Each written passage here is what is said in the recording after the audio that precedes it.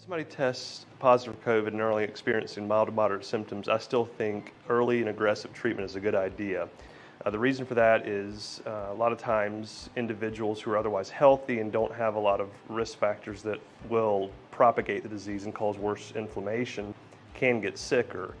And so treating early and aggressively can help limit the potential for developing viral pneumonia, low oxygen levels, hospitalizations, and the biggest thing we're trying to prevent is death.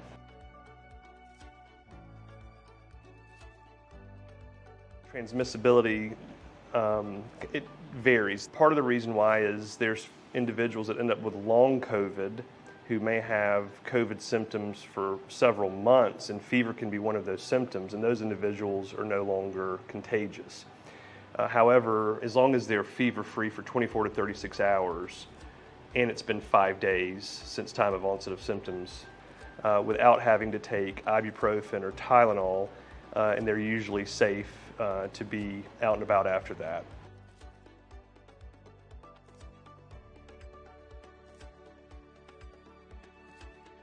I would suggest is notifying your physician, and I think implementing early antiviral treatment and anti-inflammatory treatment is important.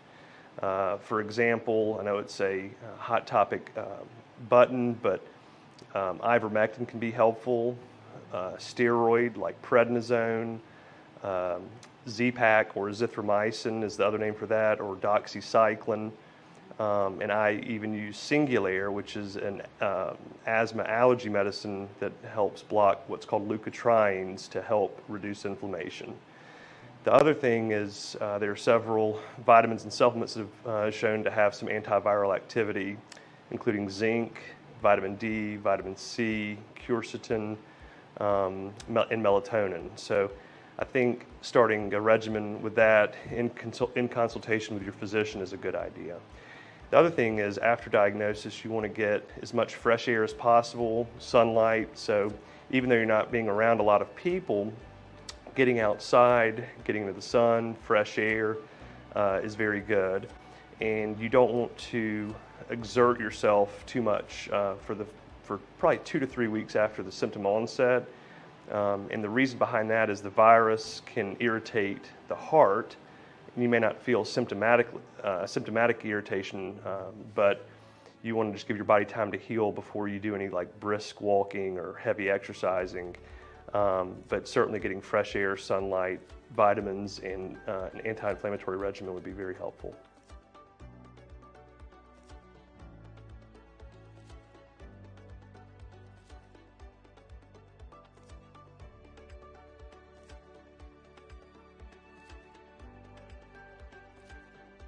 As far as family history and COVID-19 infections, I'm not so much worried about family history as the individual's personal history. Now certainly if somebody is prone to, say, heart disease and they've never had any known diagnosis, they may benefit from taking a 325 milligram aspirin a day for 14 to 21 days while they have COVID, because we do know that COVID can affect the vasculature. But if the person that has COVID has diabetes or obesity, those conditions increase inflammation in and of themselves. So a lot of times the inflammation from COVID is worse in those individuals because they already have a high propensity to have a higher level of inflammatory markers in their body.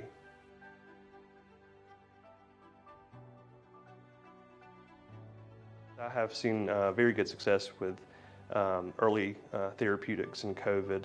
I have numerous patients who on paper should not have survived and have done really well and improved quickly.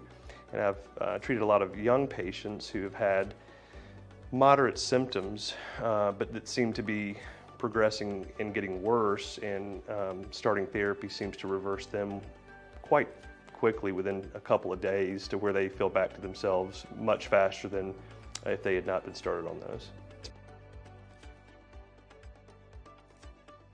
Patients can schedule an appointment with me by calling 864-946-9362 or sending an email to info@allyinternalmd.com.